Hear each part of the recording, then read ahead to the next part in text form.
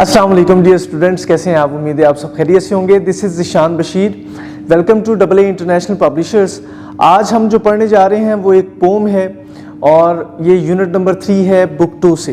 और title of the unit is hurt no living thing. ये एक पोम है। लेट्स सी कि इस पोम के अंदर क्या है, देखते हैं इसके टेक्स्ट में क्या है। Let's read it out and circle the correct sound of the words below. नीचे अल्फाज दिए गए हैं और साथ ही आपको दो ऑप्शंस दिए गए हैं, शॉर्ट साउंड का और लॉन्ग साउंड का। आपने आइडेंटिफाई करना है कि किस लफ्ज में शॉर्ट इस्तेमाल हुआ है और किस में लॉन्ग इस्तेमाल हुआ है। So first is bake, bake, it's a long sound, long A, bake. Second is fish, fish, fish is short I, fish. Cute, cute, it's a long U, long sound. Net, net, it's a short E.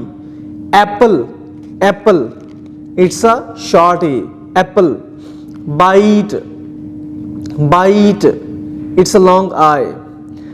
Next question is make long vowel words with the given letters. जो letters दिए गए हैं इनके साथ आपने long vowel words को बनाना है। First one is A, make, make. Second one is E, treat, treat. Third one is I, bike, bike. Fourth one is O, cone, cone. And the last one is U, juice, juice. Yes. Hopefully आपको letters के long vowel sounds का अंदाज़ा हो गया होगा. Next portion is conversation corner. Read aloud the dialogue with correct pronunciation. Dear students, यहाँ पे दो दोस्त जो हैं वो आपस में कन्वर्सेशन कर रहे हैं और डायलॉग्स दिए गए हैं। हमने क्या करना है कि दो स्टूडेंट्स चूज करने हैं और उनको ये डायलॉग्स देने हैं ताकि वो आपस में बात कर सकें। सो रेज योर हैंड्स। आप में से कौन कौन इस एक्सरसाइज में पार्टिसिपेट करेगा? Yes, that's nice. So first one is अस्सलाम वालेकुम, what are you doing? Hamid, वालेकुम अस्सलाम, I am drawing a picture. What are you drawing? I am drawing a rainbow. That sound interesting, may I help you? Sure, let us draw together. So dear students, this was all about page 21. Now let's turn to page number 22. Words in action.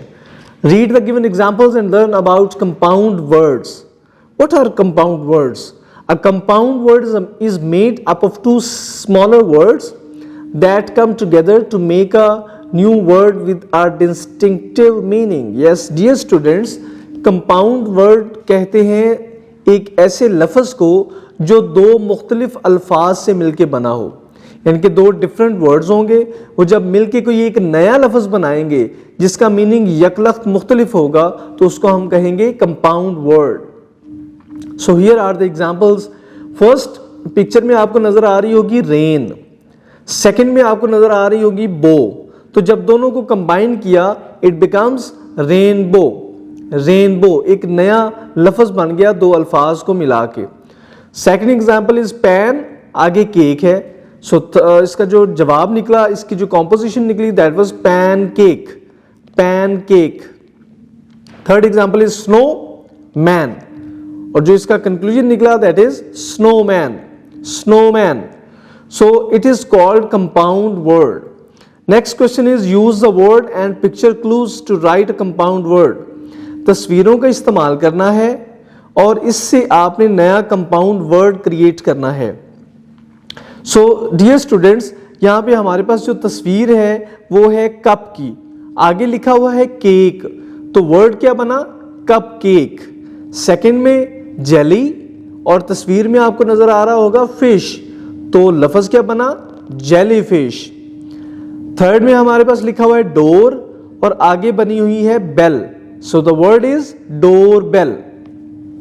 दांत नजर आ रहा है that is tooth और आगे हमें लिखा हुआ नजर आ रहा है brush, so the word is toothbrush.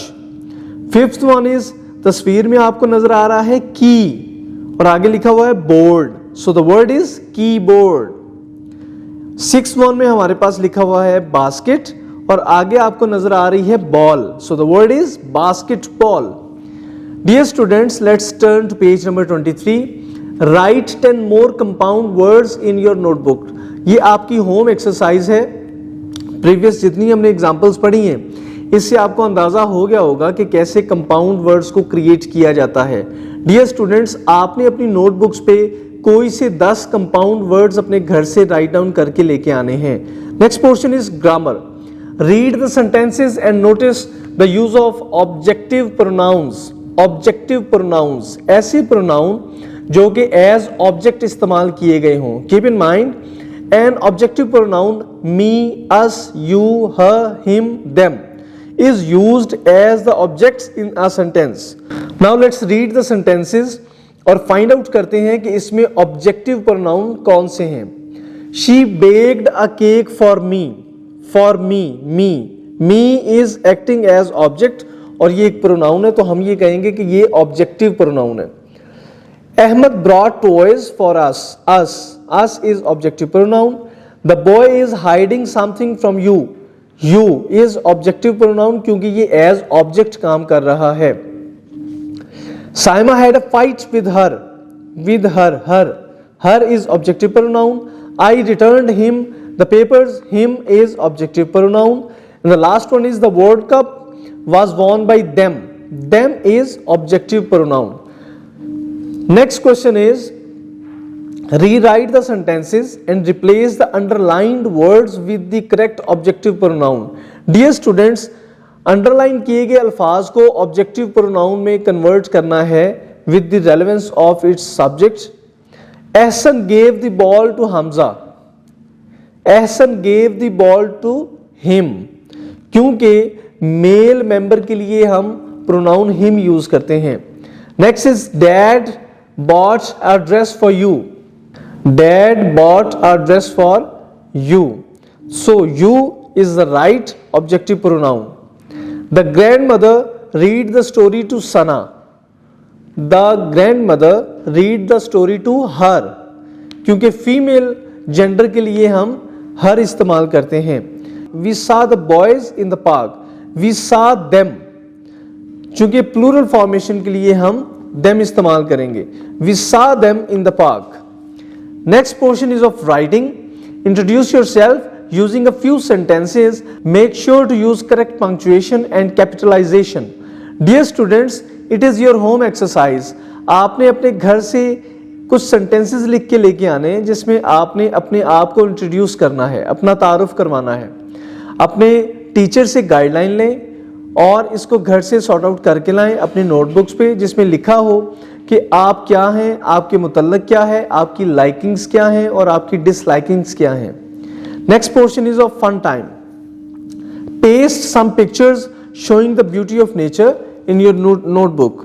Paste some pictures showing the beauty of nature in your notebook. Dear students, आपने अपनी नोटबुक पे कुछ तस्वीरें पेस्ट करनी हैं जो नेचर की खूबसूरती को जाहिर करती हों। So this was all about the exercise. जी डियर स्टूडेंट्स, हमने इस पोम को देखा और इसकी एक्सरसाइज को देखा। मैसेज बहुत खूबसूरत था कि हमें किसी भी लिविंग ऑब्जेक्ट को, लिविंग थिंग को हर्ट नहीं करना चाहिए। नेचर खूबसूरत है, नेचर की हिफाजत करें। नेचर में रहने वाले जितने जानदार हैं सबकी हिफाजत करें। उम्मीद है आपको समझ आ गई होगी। अपना ख्याल रखिएगा। मिलते हैं नेक्स्ट वीडियो में नए यूनिट के साथ। अल्लाह हाफिज़।